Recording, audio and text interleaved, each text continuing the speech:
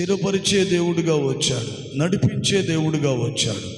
అయితే ఇప్పుడు మరలా పరలోకములో నుంచి త్వరగా రాబోతూ ఉన్నాడు. ఇప్పుడు ఎలా రాబోతున్నాడు? ఆయన యూదా గోత్రపు కొదమ సింహము వలె రాబోతున్నాడు. ఇప్పుడు ఆయన తన సంఘము కొరకు రాబోతున్నాడు.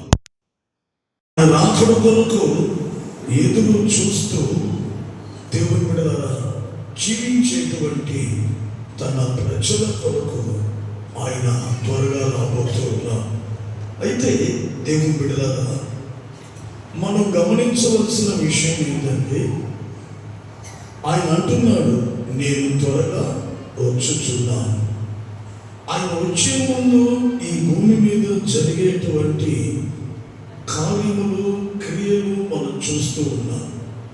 దీనిని బట్టి మనం అర్థం చేసుకోవాల్సింది ఏంటంటే, వచ్చువాడు ఇక ఆలస్యము చేయక అతి త్వరగా ఆయన రాబోతూ ఉన్నాడు. ఆయన త్వరగా వచ్చినప్పుడు దేవుని బిడ్డలారా మనమేం చేయాలి? యేసుక్రీస్తు యొక్క రక్తములో కడగబడ్డ, బాప్తిస్మమును పొంది ఉన్నాం, వాగ్దానం చేసిన పరిశుద్ధాత్మ చేత నింపబడి ఉన్నాం, శ్రేష్టమైనటువంటి ఉపదేశపు క్రమమును పెంచబడుతూ ఉన్నాము. ఇన్ని ఆత్మీయ అనుభవాల మధ్యలో దేవుని బిడ్డలారా నడిపించబడుతూ ఉన్నటువంటి మనము ఆయన త్వరగా వచ్చుచుండగా మనమేం చేయాలి? మనమేం చేయాలంటే, మనము కూడా ఆయన రాకడను గురించినటువంటి సందేశాన్ని వినిన తర్వాత మనము కూడా ఏం చేయాలంటే, ప్రభు సన్నిధిలో కొన్ని త్వరపడుతూ కొన్ని క్రియలు చేస్తే అప్పుడు త్వరగా రానైనటువంటి యేసుక్రీస్తు ప్రభుని మనము ఎదుర్కోగలుగుతాం. నా మాటలు బాగా గమనించాలి. ఆయన త్వరగా రాబోతున్నాడు. త్వరగా రాబోతున్నటువంటి యేసుక్రీస్తు ప్రభువుని దేవుని బిడ్డలారా మనము కలుసుకోవాలి అంటే, మనము కూడా ఆత్మ సంబంధమైనటువంటి జీవితంలో మనము కూడా తొందరపడుతూ కొన్ని కార్యాలు మనం చేస్తే అప్పుడు త్వరగా రానయ్యున్నటువంటి యేసుక్రీస్తు ప్రభువుని మనం ఏం చేయగలుగుతామో ఎదుర్కోగలుగుతాం. ఎందుకంటే ఈ కడవరి దినాల్లో దేవుని బిడ్డలారా చాలా మంది విశ్వాసులు ప్రభు ఇంకా రావడానికి సమయం ఉందిలే అని ఆలస్యం చేస్తున్నారు. సిద్ధపాటు కలిగి ఉండవలసిన సమయంలో దేవుని బిడ్డలారా ఏమవుతున్నారంటే నిర్లక్ష్యాన్ని కనబరుస్తున్నా. ఇంకా చెప్పాలంటే సోమరితనం. దేవునికి స్తోత్రం కలుగును గాక. ఆమేన్. హల్లెలూయా, హల్లెలూయా, హల్లెలూయా. దేవుని బిడ్డలను బాగా గమనించాలి. చాలా మంది, కొంతమంది నిర్లక్ష్యం, కొంతమంది సోమరితనాన్ని కనబరిచి ప్రభు త్వరగా రానైన ప్రభువుని ఎదుర్కొనుటకు తగిన సిద్ధపాటు కలిగి ఉండలేకపోతున్నారు. అయితే ఈ రోజున మనం ధ్యానించాల్సిన విషయం ఏంటంటే, త్వరగా రానైన యేసుక్రీస్తు ప్రభుని ఆయన రాకడలో మనం ఆయనని ఎదుర్కోవాలి అంటే దేవుని బిడ్డలారా మన ఆత్మీయ జీవితంలో త్వరపడుతూ చేయవలసినటువంటి కొన్ని పనులు ఉన్నాయి. అప్పుడు మనము కూడా ప్రభుని త్వరగా ఎదుర్కొనేదానికి సిద్ధపాటు మనము కలిగి ఉంటాం. దేవునికి స్తోత్రం కలుగును గాక. అయితే ఈ రోజున ప్రభు సన్నిధిలో మనం త్వరపడుతూ చేయవలసిన పనులేంటి? ఏ పనులు త్వరపడుతూ చేస్తే మనం ప్రభు యొక్క రాకడకు మనం సిద్ధపడతాం? త్వరగా రానైన యేసుక్రీస్తు ప్రభుని ఎదుర్కోవాలంటే మనము మన యొక్క ఆధ్యాత్మికమైన జీవితంలో త్వరపడుతూ మనం చేయవలసినటువంటి పనులేంటో ఈ రోజున ఒక 3 విషయాలు మనం తెలుసుకుందాం. చూడండి, మొట్టమొదటిగా యోహాను సువార్త 11వ అధ్యాయము 29వ వాక్యాన్ని చదువుకుందాం. యోహాను సువార్త ఆమె విని ఎవరు విన్నారు? మార్తమ్మ విని త్వరగా లేచి ఆయన యొద్దకు వచ్చాను. దేవునికి మహిమ కలుగును గాక. ఆమేన్. హల్లెలూయా, హల్లెలూయా. ప్రియులను గమనించండి, ఈ రాత్రి ప్రభు సన్నిధిలో త్వరగా రానయ్యున్న యేసుక్రీస్తు ప్రభుని ఎదుర్కోవాలంటే మన ఆధ్యాత్మికమైన జీవితంలో త్వరపడుతూ మనం చేయవలసినటువంటి పనులు ఏంటి అని అంటే, రే ముందుకు, ఎంత పెద్ద చర్చి కట్టినా కూడా ఆడే కూర్చుంటున్నారు కదా, రే రండి రా ముందుకు రండి, మీరందరూ రండి, అక్కడ అందరూ లేసేసి, రే చందు రా లేసా, జైపాల్ రండి రా ముందుకు రండి.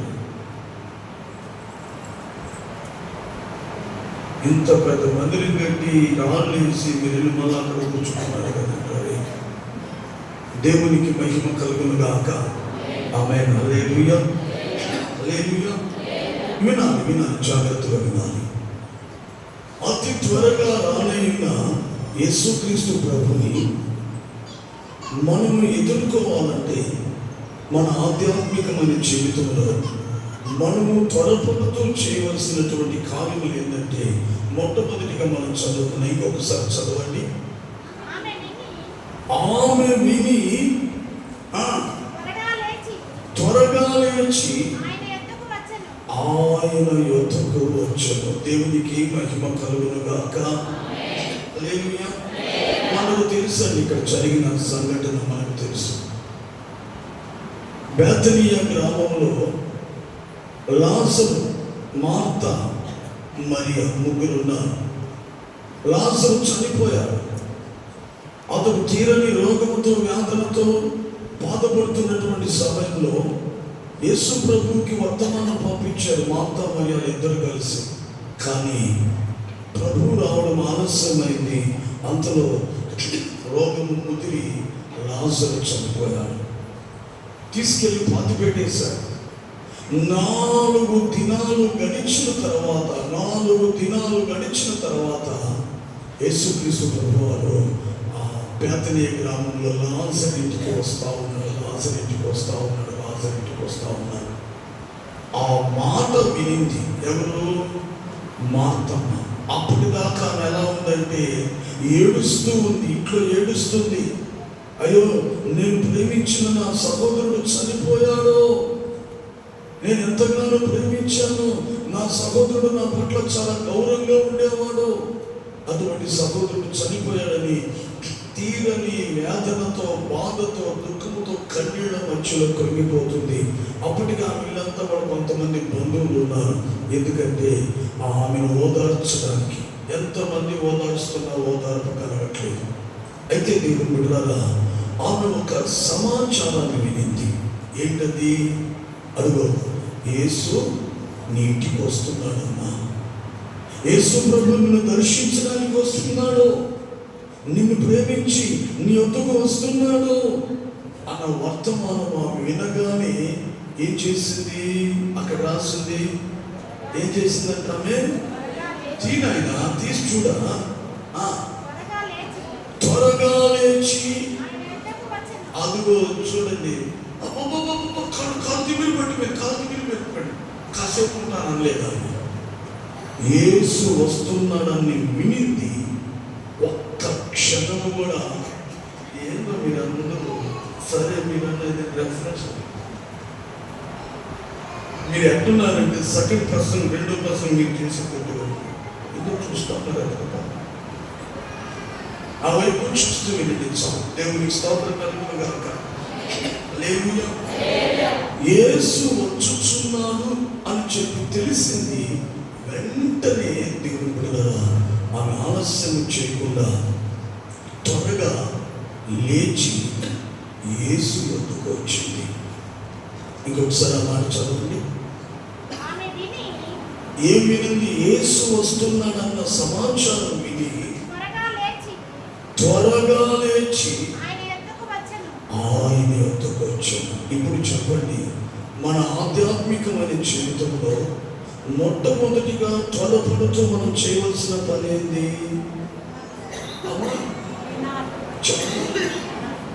తలకాయ కదా ఏంటంట? త్వరగా లేచి ఆయన యొద్దకు వచ్చినామే. ఇప్పుడు మన యొక్క ఆధ్యాత్మికమైన జీవితంలో మనము త్వరపడుతూ మనం చేయవలసిన పని ఏంది? త్వరగా లేచి యేసు యొద్దకు రావాలి. త్వరగా లేచి యేసుక్రీస్తు యొక్క పాదాల యొద్దకు మనము రావాలి. దేవునికి మహిమ కలుగును గాక. చూడండి, చాలా మంది ఉదయకాలము పనులకు వెళ్ళేటప్పుడు, ఉద్యోగాలకు వెళ్ళేటప్పుడు ఖచ్చితంగా టైమింగ్ మెయింటెనెన్స్ చేస్తాను. 6 గంటలకి నారాతలు ఉన్నాయంటే 5:30 కన్నా అన్నం మీద కట్టుకొని రెడీగా ఉంటాం లేదమ్మా? పిలుస్తారు, ఏమ్మా మేస్త్రమ్మా ఇంకా రాలేదంటే వాళ్ళ కలుసుకుంటా ఉంటాను. మంచిదే. అయితే అదే విధంగా నీవు కూడా ఏం చేయాలంటే ప్రభు యొద్దకు వచ్చేటప్పుడు ఆలస్యము చేయకుండా త్వరగా నువ్వేం చేయాలంటే రోజున ప్రభు యొద్దకు రావాలి. దేవునికి మహిమ కలుగును గాక. హల్లెలూయా, హల్లెలూయా. దేవుని బిడ్డలారా, ప్రభు ఎక్కడున్నాడు? ఎక్కడుంటే ఆయన యొద్దకు మనం త్వరగా రావాలి, చెప్పాలి. యేసయ్య ఎక్కడున్నాడు? యెహోవా తన పరిశుద్ధ ఆలయంలో ఉన్నాడు. ఆయన ఉన్న చోటుకు రావాలి. ఆయన నివసించేటువంటి స్థలంలోనికి రావాలి. ఆయన ఏర్పాటు చేసుకున్నటువంటి ప్రతిష్టత కలిగిన పవిత్రమైనటువంటి స్థలంలోనికి నీవు త్వరపడి యేసు ప్రభు యొద్దకు రావాలి. ఆమేన్, హల్లెలూయా. దేవుని బిడ్డలారా, గమనించాలి. మామూలుగా రాకూడదు. ఆయన ఎందుకు వచ్చేటప్పుడు ఎలా రావాలి? ఒక క్షణము కూడా ఆలస్యం చేయకుండా దిక్కుమని, ఇంకా చెప్పాలి, త్వరగా ఆలస్యము చేయకుండా యేసు ప్రభు యొద్దకు రావాలి. అలాగ రావాలంటే అందరూ రాలేరు. దేవునికి మహిమ కలుగును గాక. పరిశుద్ధ గ్రంథంలో చూస్తే కొంతమంది యేసు ప్రభు యొద్దకు వచ్చారు. ఎలా వచ్చారో కొన్ని మాటలు చెప్తాను. చూడండి, మార్కు సువార్త 2వ అధ్యాయము 3వ వాక్యాన్ని చదువుకుందాం. మార్కు సువార్త 2వ అధ్యాయం 3వ వాక్యం. కొందరు పక్షవాయువు గల ఒక మనిషిని 4 చేత మోయించుకొని ఆ యేసు యొద్దకు తీసుకుని వచ్చాను. హల్లెలూయా, హల్లెలూయా.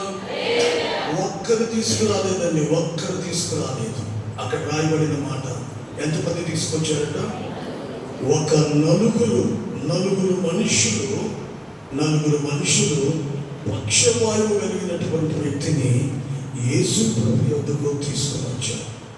ప్రభు అంటాడు, నా యొద్దకు వచ్చే వారిని నేనే మాత్రము త్రోసిని. వాళ్ళు ఏ స్థితిలో ఉన్నా, ఏ పరిస్థితుల్లో ఉన్నా, ఎన్ని బలహీనతల్లో ఉన్నా, ఎన్ని వ్యసనాల్లో ఉన్నా, ఎన్ని అపాయకరమైన పరిస్థితుల్లో ఉన్నా సరే యేసయ్య యొద్దకు వస్తే ఆయన వాడిని ఎంత మాత్రం త్రోసివేయడట. అదేవిధంగా ఈ 4 మనుషులు ఏం చేశారంటే యేసుక్రీస్తు ప్రభువుని దగ్గరికి ఒక పక్షవాయువు కలిగిన వ్యక్తిని తీసుకుని వచ్చారు. దేవుని బిడ్డల వార్తల నుంచి ఎంతమంది వ్యక్తులు? 4 అనగా సువార్తకు సాదృశ్యం. ఎన్ని సువార్తలు చెప్పి మొట్టమొదటిగా మీరే చెప్పాలి. మత్తయి సువార్త, మార్కు సువార్త, లూకా సువార్త, యోహాను సువార్త. 4 అంటే అర్థం ఏంటి? దేనికి సాదృశ్యము? సువార్త. అంటే ఒక వ్యక్తి యేసు ప్రభు యొద్దకు త్వరపడి రావాలంటే 4 వ్యక్తులు ఆ వ్యక్తిని మోసుకుని రావాలి. 4 అనగా క్రీస్తు యేసును గూర్చినటువంటి సత్య సువార్తను విని ఆ సువార్తను అంగీకరించి విశ్వసించి యేసుక్రీస్తు ప్రభుని వ్యక్తిగతంగా రక్షకుడుగా అంగీకరించిన వాళ్ళైతేనే యేసు ప్రభు యొద్దకు త్వరపడి రాగలుగుతారు. సువార్తను వినని వారు, సువార్తను నమ్మని వారు, సువార్తలో ఉన్నటువంటి క్రీస్తు యేసుని వ్యక్తిగత రక్షకుడుగా అంగీకరించని వారు పొరపాటును కూడా ఆయన యొద్దకు రాలేరు. ఈ రోజున దేవుని బిడ్డ ఉన్న ఫలముగా యేసు ప్రభు యొద్దకు కదిలి రావాలి అంటే నీవు సువార్తను వినాలి, సువార్తను అంగీకరించాలి, సువార్తను విశ్వసించాలి. దేవునికి మహిమ కలుగును గాక. హల్లెలూయా.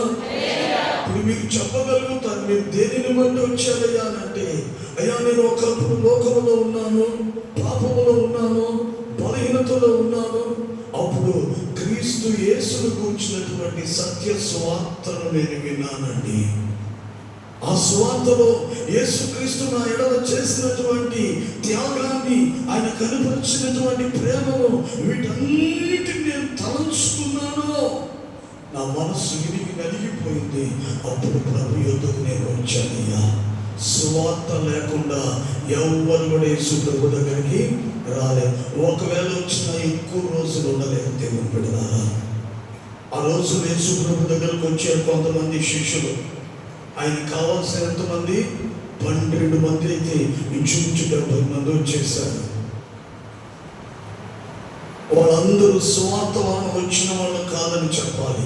యేసు ప్రభు చేసిన అద్భుతమైన కార్యాలు, ఆశ్చర్యమైన కార్యాలను చూసి ఆకర్షించబడి ఏదో ఆశించి వచ్చారు. వచ్చిన కొద్ది రోజులకే వారు యేసు ప్రభు దగ్గర నుంచి వెళ్ళిపోయారు. ఎందుకంటే ఆయన నడిపింపులో ఉండలేకపోయారు. ఆయనతో కలిసి దేవుని బిడ్డలారా ముందుకు సాగలేకపోయారు. అభ్యంతరాలు వాళ్ళకి. వాళ్ళైతే అసలు యేసు ప్రభు దగ్గరికి ఎందుకు వచ్చారు? సువార్తని విని కాదు, కానీ ఆయన దగ్గరకు వస్తే చెప్పాలా, 3 పూట్ల మంచి ఆహారం దొరుకుతారు. ఎవరు పెట్టకపోయినా పర్వాలేదు, అక్కడ ఇక్కడ ఒక 5 రొట్టెలు 2 చేపలు తీసుకొస్తే చాలు. వాటిని ఏం చేస్తాడు ఆయన? ఆశీర్వదించి ఆ రొట్టెలు ఎక్కువ చేస్తాడు. వాటిని దాచిపెట్టుకుని 1 వారం రోజులు తినచ్చు. అంటే ఎక్కువగా ఆయన దగ్గరకు వచ్చిన వాళ్ళు ఎవరంటే తిండి కొరకు వచ్చిన వాళ్ళు. అయితే 12 మంది శిష్యులు దేవుని బిడ్డలారా యేసయ్య సత్య సువార్తను వినిన వాళ్ళని చెప్పాలి, అంగీకరించిన వాళ్ళని చెప్పాలి, విశ్వసించిన వాళ్ళని చెప్పారని చెప్పాలి.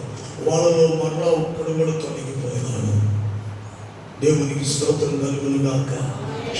ఆ మిగిలిన 11 మంది తర్వాత ఇంకొకరిని చేర్చుకున్న తర్వాత ఆ 12 మంది దేవుని బిడ్డలారా వారి మరణ పర్యాంతం వరకు యేసు ప్రభు యొద్దే ఉన్నారు.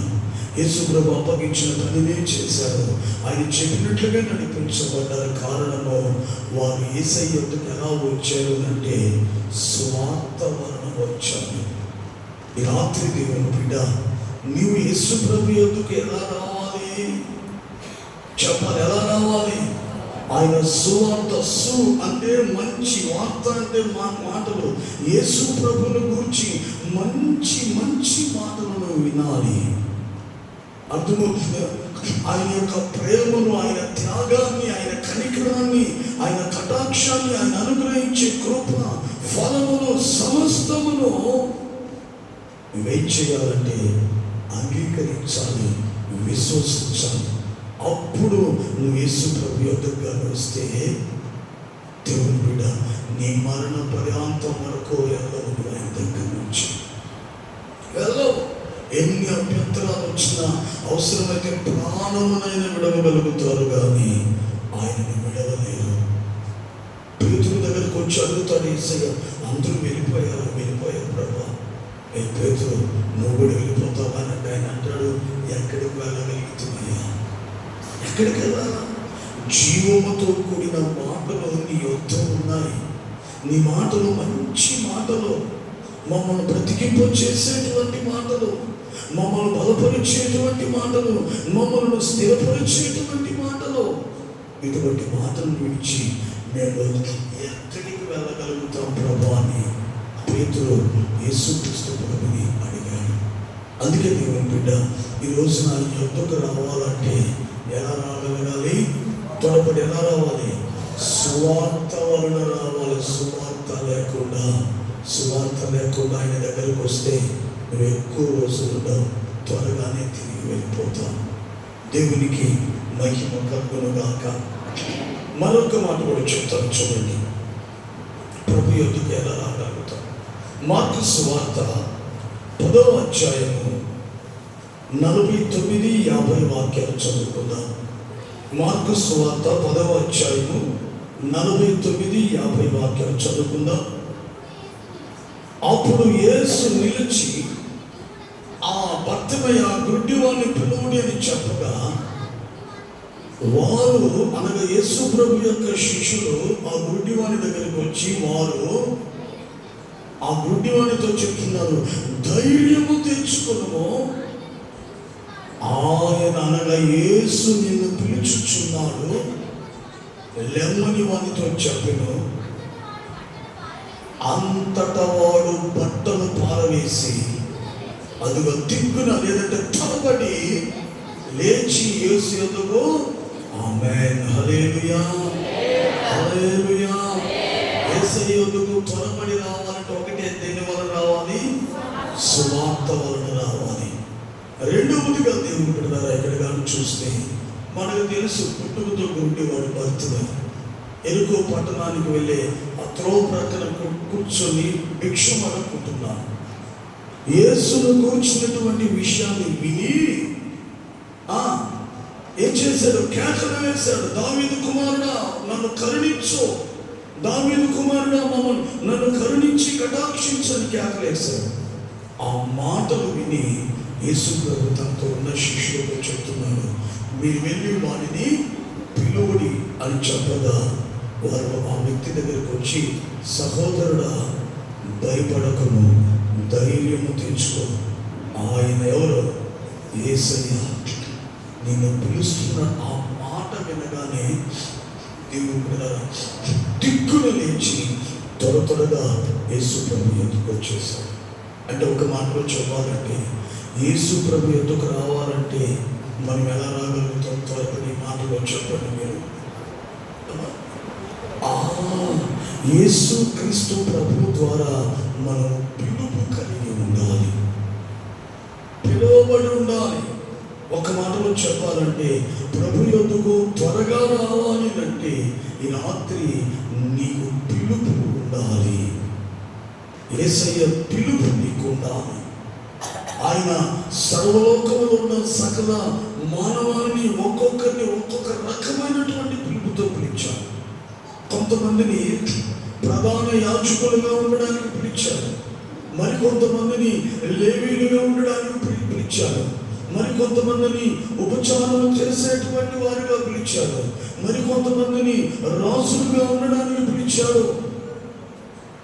అలా పిలుస్తూ పిలుస్తూ దేవుని బిడ్డలారా పిలుస్తూ ఆ చివరికి వచ్చే లోపల సర్వలోకములో ఉన్న సకల మానవానికి ఒకే ఒక పిలుపునిచ్చారు. అది ఏంటంటే, పరలోక రాజ్య మహిమను పొందడానికి ఆయన సర్వలోకములో ఉన్న సకల మానవాన్ని ఆయన ఏం చేస్తున్నాడు చెప్పాలి? పిలుస్తూ ఉన్నాడు.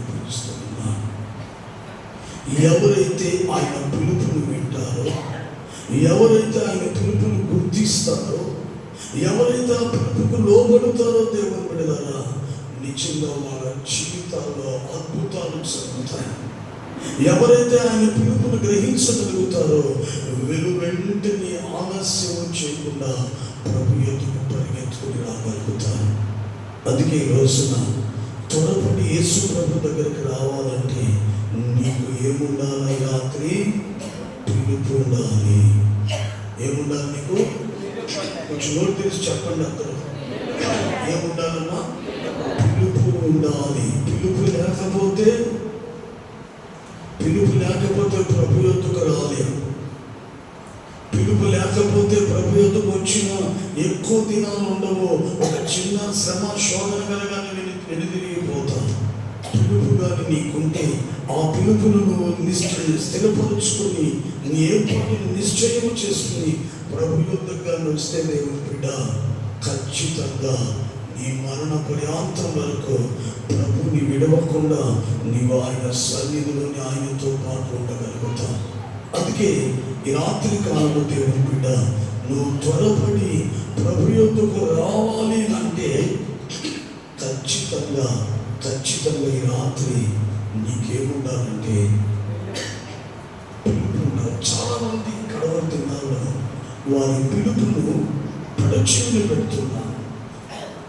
పిలుపు తెలుస్తుంది, ప్రభు నన్ను పిలుస్తున్నాడు, యాజకత్వాన్ని జరిగించడానికి పిలుస్తున్నాడు, పరి ఉపచారము చేయడానికి పిలుస్తున్నాడు, సమాధానం ఉండడానికి పిలుస్తున్నాడు, విశ్రాంతిని పొందడానికి పిలుస్తున్నాడు, పరలోక రాజ్య మహిమ కొరకు ఆయనను పిలుస్తున్నాడు అని వారికి అర్థమవుతుంది. పిలుపు ఆయన నా పిలుపుని ఏం చేయలేకపోతున్నారంటే నిశ్చయం చేసుకోలేకపోతున్నారు, ఆ పిలుపుని స్థిరపరచుకోలేకపోతున్నారు. ఎందుకంటే ఐహిక విచారాలు, కుటుంబంలో ఉన్న బాంధవ్యాలు, బంధువులు, రక్త సంబంధాలు, పనులు, డబ్బు, వీటిని చూసి వారి పిలుపును వారు నిర్లక్ష్యం చేస్తున్నారు.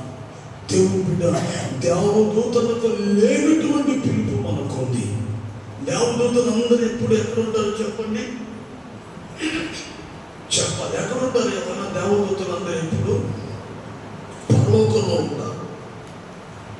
ఎక్కడుంటారు వాళ్ళు? మనము రేపు ఎక్కడుంటాము? పరలోకంలోనే. ఎక్కడుంటామట?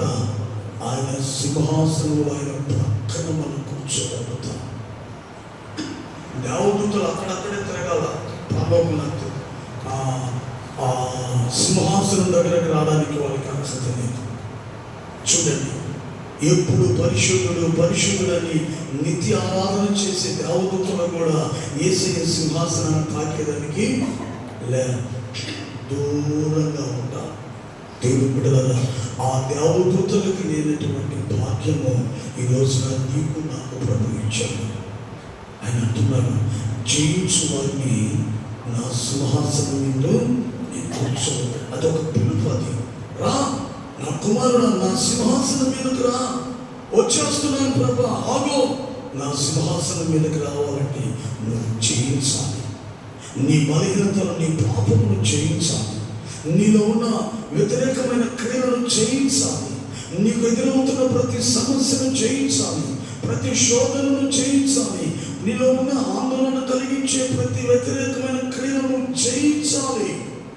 జయించిన వారికి సింహాసనం మీద కూర్చోనిస్తాను అని ఒక ఉన్నతమైన పిలుపు. అయితే దేవుని బిడ్డ, ఆ పిలుపును నువ్వు ఏం చేయాలంటే నిశ్చయం చేసుకోవాలి. ఏం చేసుకోవాలి? కాంక్రీట్తో కట్టిన ఇల్లు ఇవ్వడానికి గవర్నమెంట్ వాళ్ళు ఎన్ని రకాలైనటువంటి రూల్స్. ఒక ఆమె చెప్తుంది, అలా నాకు ఇల్లు రాలేదేంటి, కళ్ళు సరిగ్గా పడలేదంటున్నా. కళ్ళు పడితే తమ్మ పడడం లేదు. ఓకే, ఇది కాంక్రీట్తో కట్టిన రాళ్ళగా ఇల్లు ఇవ్వడానికి ఎన్ని రకాలైనటువంటి పెడుతున్నారు. అదే నిత్య రాజ్యమైన పరలోకములకు నువ్వు రావాలంటే దేవుని బిడ్డ, మరి నువ్వు ఎంత ఈ లోకంలో ప్రయాసపడాలి, ఎన్నిటితో నువ్వు పోరాడాలి, ఎన్ని వాటి మీద నువ్వు చేయాలని పొందాలి. అప్పుడే నీకు ఆయన సింహాసనం మీద కూర్చొని భాగ్యాన్ని ఇస్తాడు. ఇది ఎంత గొప్ప పిలుపు! ఇది దేవదూతలకు లేదు, లోకంలో గనులుగా పిలువబడిన వారికి లేదు. యోగ్యత అర్హత లేని మనలను ప్రేమించి యేసయ్య ఒక ఉన్నతమైనటువంటి శ్రేష్టమైన పిలుపుతో మనం పిలుస్తున్నాం. అయితే పిలుపును నువ్వు స్థిరపరచుకోవాలి. పిలుపు కలిగి ఉంటే దేవుని బిడ్డ, ఆ పిలుపుని స్థిరపరచుకోకుండా ఉంటే నీ జీవితం అంత నష్టమే. ఆ లాభం పొందలేవు, దీవెన పొందలేవు, ఆశీర్వాదం పొందలేవు. నువ్వు దేశమంతా తిరిగిన, ప్రపంచానికే నువ్వు రాజుగా నియమించబడినా కూడా ప్రయోజనం ఉండదు. ఎందుకంటే ప్రభు యొక్క పిలుపులోనికి దేవునికి పిలుపుని స్థిరపరుచుకుని రాకపోతే దేవుని బిడ్డ నీవు ఏది చేసిన దాంట్లో ఫలితం ఉండదు, దాంట్లో ఆశీర్వాదం ఉండదు, దాంట్లో నెమ్మది అనేది ఉండదు. అందుకే ఈ రోజున పిలుపు ఉంటేనే చెప్పాలి. పిలుపు ఉంటే ప్రభు యొద్దకు చెప్పండి రా, కొంచెం చెప్పండి. పిలుపు ఉంటే త్వరగా ప్రభు యొద్దకు రాగలుగుతాం. పిలుపు కానీ లేకపోతే ఎవరైనా చెప్పగలుగుతారా నాకు పిలుపు లేదు? ఏరా సతీష్ నీకు పిలుపు ఉందా లేదా? చెయ్యొద్దు. పిలుపు ఉందా లేదా? ఉంది. ప్రతి ఒక్కరికి పిలుపు ఉంది. ఇక్కడ పిలుపు లేని వాళ్ళు నేను పిలవలేదమ్మా, నేను పిలిచాను, నేను కాదు. జగత్ పునాది వేయబడక మునిపే, నువ్వు తల్లి గర్భములో పిండముగా రూపించబడక మునిపే ఎరిగిన దేవుని నేను పిలుచుకున్నాను. హల్లెలూయా. ఆ పిలుపును మీరు నిశ్చయం చేసుకున్నారు కాబట్టి ఈరోజు మీరు అందరూ ప్రభు పాదాల దగ్గర కూర్చోగలిగారు. అందుకే ఈ రోజున ప్రభు యొద్దకు త్వరపడి రావాలంటే మనకు పిలుపు అనేది ఖచ్చితంగా ఉండాలి. మూడవదిగా చూడండి, ఆయన యొద్దకు రావాలంటే అది యోహాను సువార్త 6వ అధ్యాయము 37వ వాక్యం చదవండి. యోహాను సువార్త 6వ అధ్యాయము 37వ వాక్యం. తండ్రి నాకు అనుగ్రహించిన వారందరూ నా యొద్దకు వద్దురు. అర్థమైందమ్మా? ఇప్పుడు ప్రభు యొద్దకు త్వరపడి రావాలంటే మొట్టమొదటిగా ఏం చేయాలా చెప్పాలి. సువార్త వలనే మనం ఆయన యొద్దకు త్వరపడి రాగలుగుతాం. 2, ఆయన యొద్దకు రావాలంటే త్వరపడి పిలుపు ఉంటేనే త్వరపడి ఆయన యొద్దకు రాగలుగుతాం. 3, ఆయన యొద్దకు రావాలంటే ఇక్కడ యేసు ప్రభు స్వయంగా చెప్తున్నాడు. ఏమంటున్నాడమ్మా? చదువమ్మా.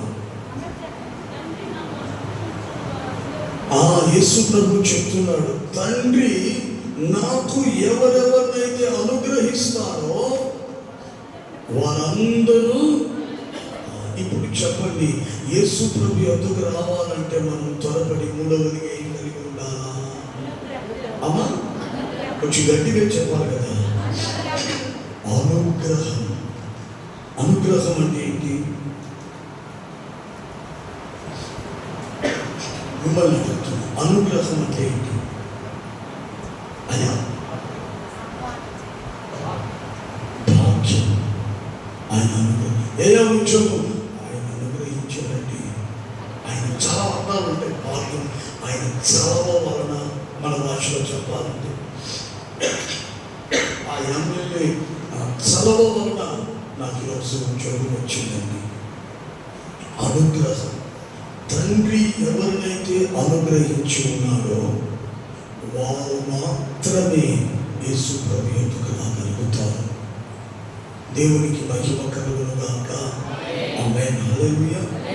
గమనించండి దేవుని బిడ్డలారా, గమనించండి, బాగా గమనించండి. తండ్రి అనుగ్రహం భాగం, తండ్రి యొక్క అనుగ్రహమును పొందిన వారే యేసు ప్రభు యొద్దకు రాగలుగుతారు. నా మాటను కొంచెం బాగా గమనించాలి. మళ్ళా చెప్తాను, తండ్రి అనుగ్రహమును ఎవరైతే పొంది ఉంటారో, ఎవరైతే తండ్రి అనుగ్రహాన్ని కలిగి ఉంటారో వారు మాత్రమే యేసు ప్రభు యొద్దకు రాగలుగుతారు. వారైతేనే త్వరపడి యేసు ప్రభు యొద్దకు రాగలుగుతారు. ఎన్ని పరిస్థితులు వచ్చినా వారి మరణ పర్యాంతం వరకు విడవకుండా అలాగనే ప్రభు యొద్ద నివసించగలుగుతారు. ఎవరయ్యా వారంటే తండ్రి అనుగ్రహాన్ని పొందినవాడు. ఒక మాట అడుగుతాం, జీవము కలిగిన తండ్రి యొక్క అనుగ్రహాన్ని మనం పొందాలంటే ఏం చేయాలి? మీకు అర్థమయ్యేదని చెప్తాను. ఒకరోజు అబ్రహాము యొద్దకు వచ్చాడు దేవాది దేవుడని యెహోవా. ఎలాగంటే 3 వ్యక్తులుగా వచ్చాడు. అబ్రహాము ఆయన గుడారపు ద్వారం దగ్గర కూర్చొని ఆకాశం వైపు కన్నులెత్తి చూస్తుండగా యెహోవా అతనికి ప్రత్యక్షమయ్యాడు 3 వ్యక్తులుగా. వెంటనే అబ్రహాం ఏం చేశాడో తెలుసా?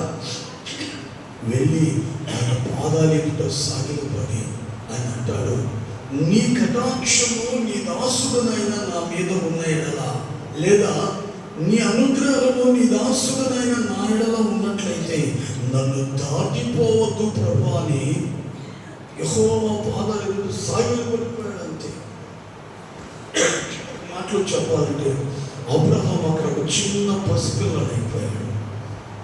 అప్పుడప్పుడు ఆ తల్లిదండ్రులు చూడండి, రోజు నీ స్కూల్ కాడికి వస్తాను దాని గురించి చెప్తాను అని అనుకోండి, పిల్లలు ఏం చేస్తారు, అమ్మ నా అర్థం ఎట్లా అడ్డపడతారో అబ్రహాము అడ్డం పడుతున్నాడు. ప్రభువా, నిజముగా నీ అనుగ్రహము నేను కానీ పొంది ఉండినట్లయితే, నీ అనుగ్రహము నేను పొందుటకు యోగ్యుడని నువ్వు తలంచినట్లయితే దయచేసి నన్ను విడిచివెళ్ళొద్దు ఆపేశాడు అబ్రహాము.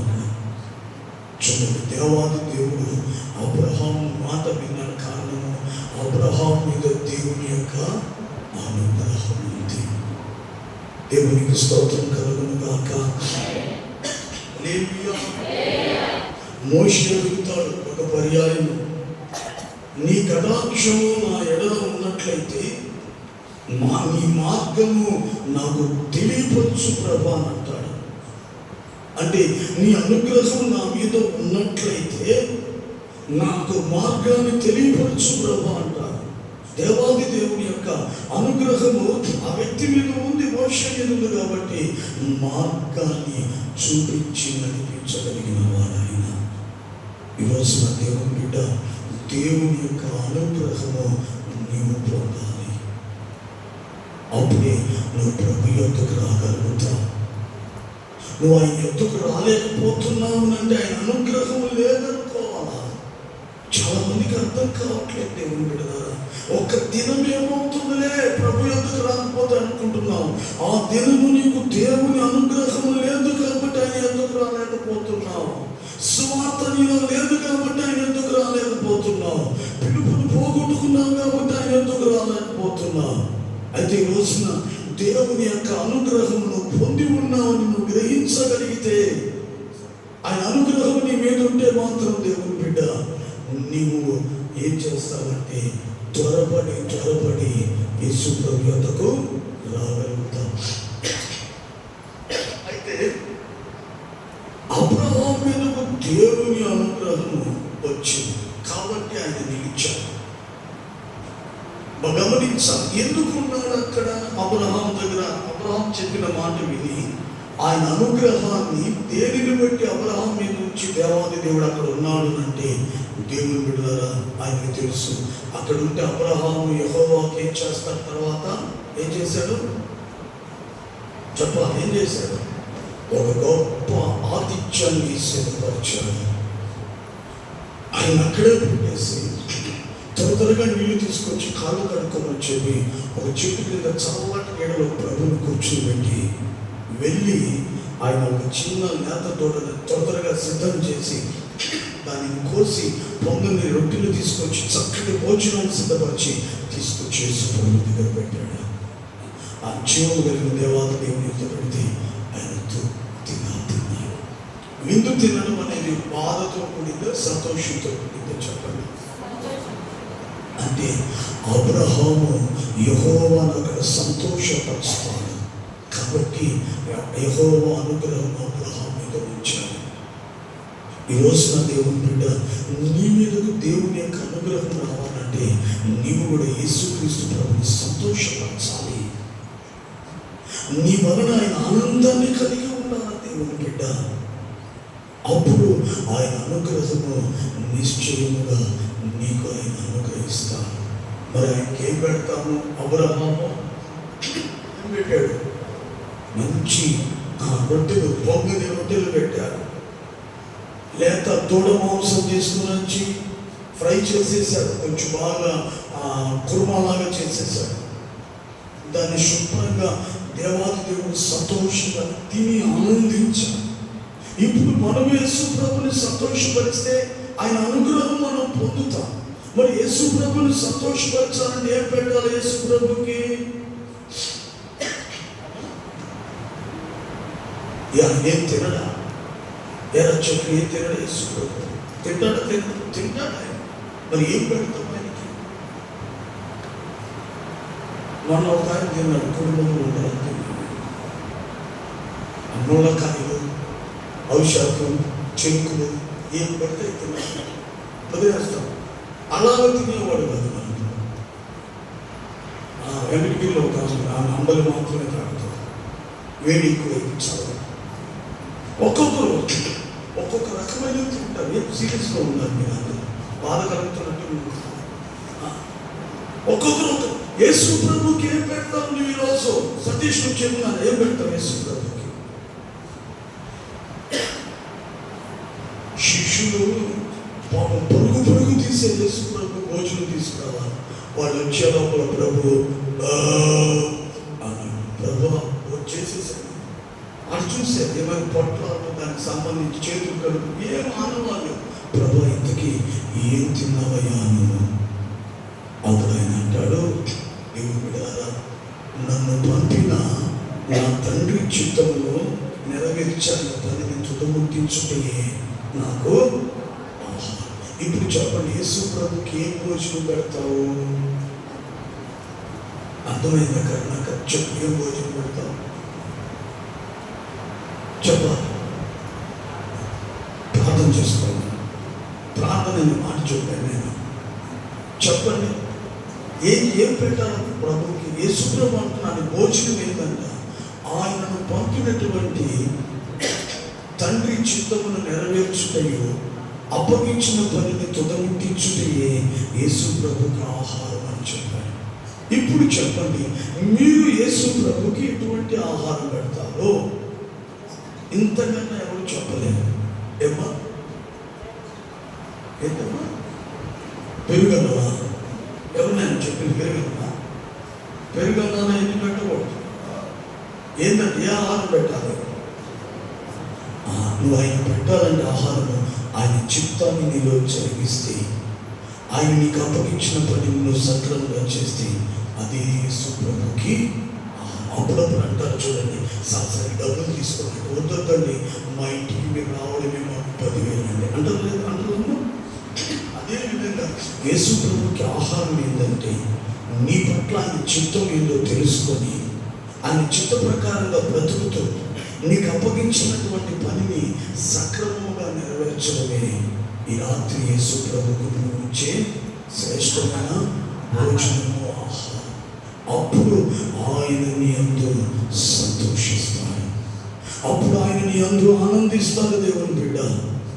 అప్పుడు ఆయన అనుగ్రహం నీకు అనుగ్రహిస్తాడు. ఆ అనుగ్రహం బట్టి నువ్వు ప్రభు యొద్దకు ఏం చేయగలుగుతావు? రాగలుగుతావు. దేవునికి స్తోత్రం కలుగును గాక.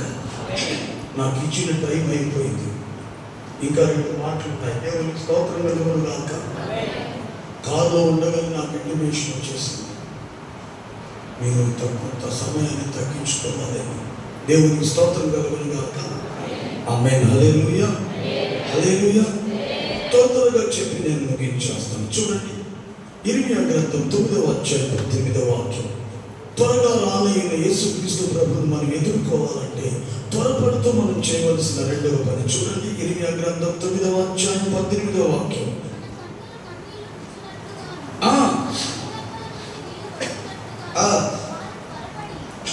వారు త్వరపడి మనకు అది మన వారు త్వరపడి మనకు రోదన ధ్వని చేయాలి. దేవుని బిడ్డలారా, నా వైపు చూస్తున్నారు. రెండవదిగా ప్రభు సన్నిధిలో మనం త్వరపడుతూ మనం చేయవలసిన 2వ పని ఏంటి? అతి త్వరగా రాబోతున్న యేసుక్రీస్తు ప్రభువును మనం ఎదుర్కోవాలి అంటే దేవుని బిడ్డలారా, త్వరపడుతూ ప్రభు సన్నిధిలో ఒకటేం చేయాలి? ఆయన ఎందుకు చెప్పాలి? ఆయన ఎందుకు రావాలి? అలా రావాలంటే 1 సువార్త వలన, 2 పిలుపు వలన, 3 ఆయన అనుగ్రహం వలన. అయితే 2వదిగా దేవుని బిడ్డలారా, త్వరపడుతూ ఏం చేయాలంటే రోదన ధ్వని చేయాలట. దేవునికి స్తోత్రం కలుగును గాక. హల్లెలూయా. ఏం చేయాలటమ్మా? రోదన. రోదన రోదన అంటే ఏంటి? ఏడ్చాడు అంటే అది సాధారణమైన మాట. రోధించాడు అంటే అర్థమేంటది? తీరని వేదనతో, తీరని బాధతో రోదనతో తీరని దుఃఖముతో దేవుని బిడ్డలారా విలపించేటువంటి ఆ విలాపమే రోదన ధ్వని. అంటే ఒక మాటలో చెప్పాలంటే ఈ రాత్రి కాలంలో నువ్వు త్వరపడి ప్రభు సన్నిధిలో ఏం చేయాలట?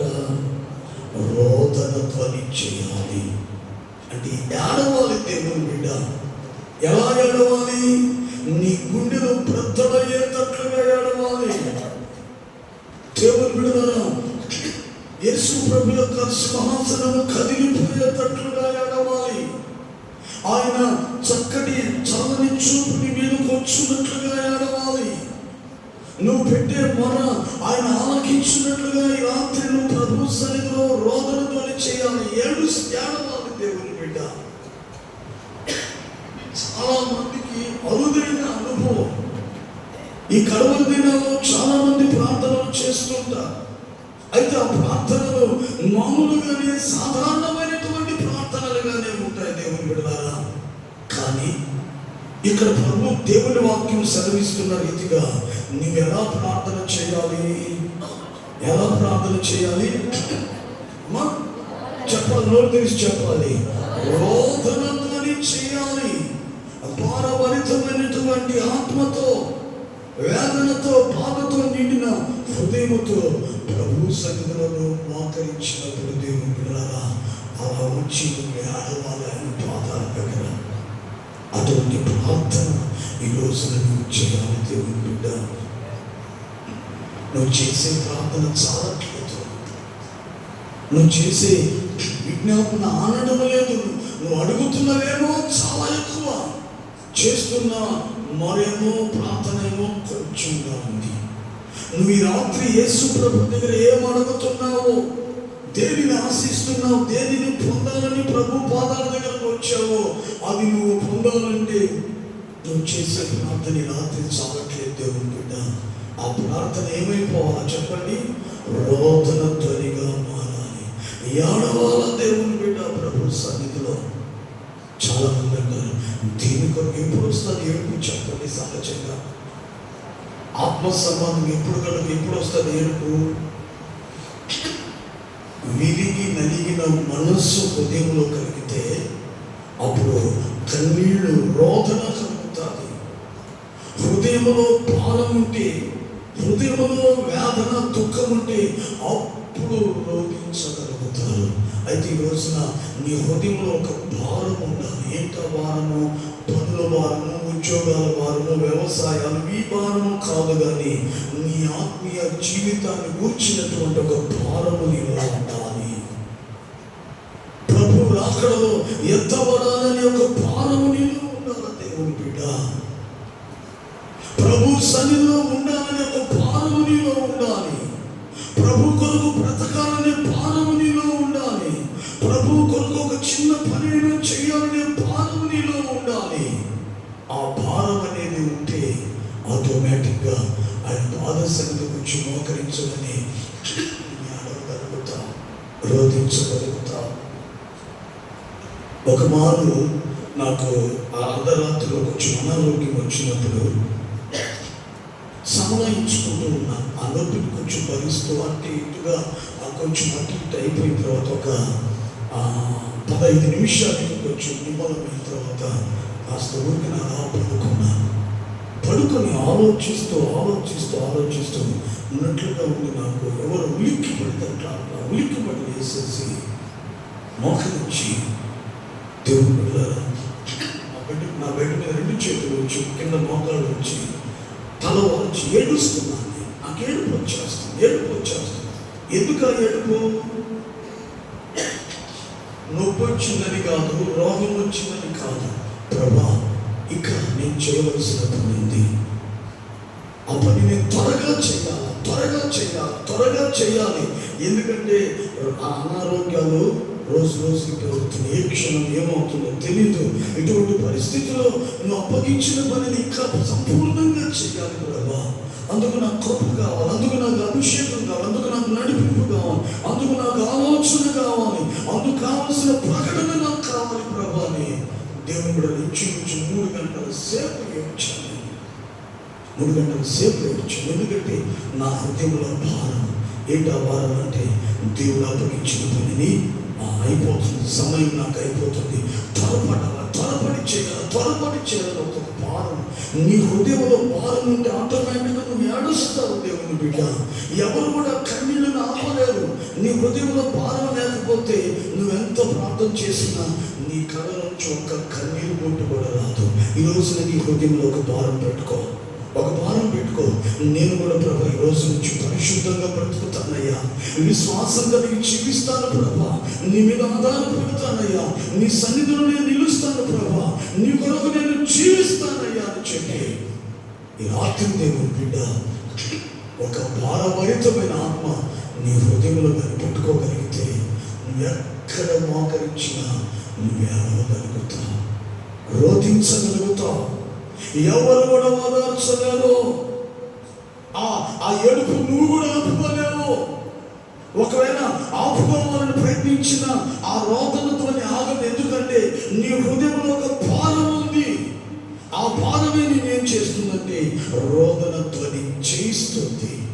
అందుకే ఇక నుంచి నీవు నామకార్థంగా ఊరకనే నువ్వు ప్రార్థన చేయడానికి లేదు. దేవుని బిడ్డ నువ్వు రోధించాలమ్మా, నువ్వు గుండెలు బాదుకోవాలి, నువ్వు ఏడవాలి ప్రభు సన్నిధిలో.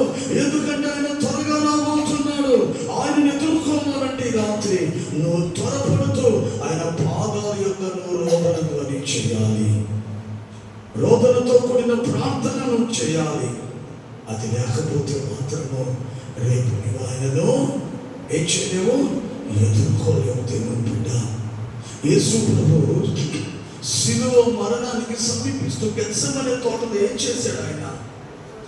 ఏం చేశాడు? దుఃఖాక్రాంతుడై ఉన్నాడట. ఆయన హృదయం వెలువెలలాడిపోతుంది. ఆయన హృదయంలో తీరని భారం ఒకటి ఉంది. శిష్యులందరూ శుభ్రంగా రొట్టెలు తిని నిద్రపోతుంటే ఆయన ఒక్కడి చెమట రక్త బిందువులుగా మారినంతగా వేదన పడుతూ రోధిస్తూ ప్రార్థన చేస్తున్నాడు. దేని కొరకు ఆయన ఏడ్చాడు? తండ్రి చిత్తమును సంపూర్ణం చేసి ఆ మహత్తరమైన గడియ రాబోతుంది. ఆ గడియలో ఒక క్షణము తండ్రి యేసు ప్రభు చేయబోతున్నాడు. అది తట్టుకోలేక ఆ భారం, ఆ వేదన ఆయన చెమటను కూడా రక్త బిందువులుగా మార్చి పారేసింది. దేవుని బిడ్డ ఏ రోజైనా నీ వ్యక్తిగత జీవితం కొరకు, నీ కుటుంబం కొరకు నువ్వు అలా వేదనతో ప్రార్థించావా? అనారోగ్యం వచ్చిందని ఏడ్చావు, సమస్యలు ఉన్నాయని ఏడ్చావు, అవమానాలు వచ్చాయని ఏడ్చావు, కరువులు వచ్చాయని ఏడ్చావు. కానీ ఏ రోజైనా సరే ఆత్మ సంబంధమైన భారము నీ హృదయంలో పెట్టుకొని ఏ రోజైనా నువ్వు రోధించగలిగావా? భారం ఉంటే చాలు, నిశ్చయముగా ఈరోజు నీలో రోదన కలుగుతుంది. ఏదో శుభ్రంగా వచ్చాను, ప్రార్థన కూర్చున్నాను, ఒక చిన్న పనులకు ప్రార్థన చేసుకున్నాను, ప్రభు దాన్ని పెట్టుకుని వెళ్ళిపోతూ ఆయన త్వరగా రాబోతున్నాడు. ఆయన ఎదుర్కోవాలంటే నువ్వేం చేయాలి? త్వరపడుతూ రోదన ధ్వని చేయాలి. ఏడ్చి ప్రభు సన్నిధిలో నువ్వేం చేయాలంటే ప్రార్థన చేయాలి. దేవునికి స్తోత్రం కలుగునుగా. లోక సంబంధమైన వాటి కొరకు అడగకూడదు, ఐహిక విచారాల కొరకు, వాటి కొరకు, వీటి కొరకు కాదు. కానీ ఆత్మ సంబంధమైన భారముని నీ హృదయంలో పెట్టుకొని నీవు రోదన ధ్వని చేయాలి. ఆమేన్. హల్లెలూయా, హల్లెలూయా. మూడవదిగా చివరిగా నేను చెప్పి ముగించేస్తాను. నిర్గమకాండము 12వ అధ్యాయం 11వ వాక్యం. మీరు దానిని తినవలసిన విధానం ఏదనగా, దేనిని? పస్కా విందులు, పస్కా పశువులు, పస్కా పండుగ కొరకు సిద్ధపరిచిన పొంగని రొట్టెలు, చేదుకోరలు, వధించబడిన గొర్రె పిల్ల మాంసం. ఇది పస్కా విందు. అది దానిని తినవలసిన విధానం ఏదనగా,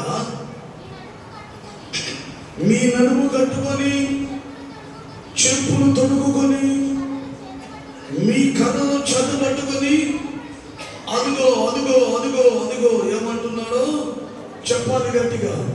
త్వరపడుచు తినాలి. ఏంటది? పస్కా విందు. అప్పుడు ఏం పెట్టారు పస్కా విందులో? ఇశ్రాయేలు ఐగుప్తులో ఉన్నప్పుడు పొంగని రొట్టెలు చేసుకున్నారు. వధించబడిన గొర్రె పిల్ల మాంసమును చేస్తే తయారు చేసుకున్నారు. మరలా దాంట్లో ఏం పెట్టారు? చేదుకోవాలి. ఈ మూడు కలిస్తే పస్కా విందు.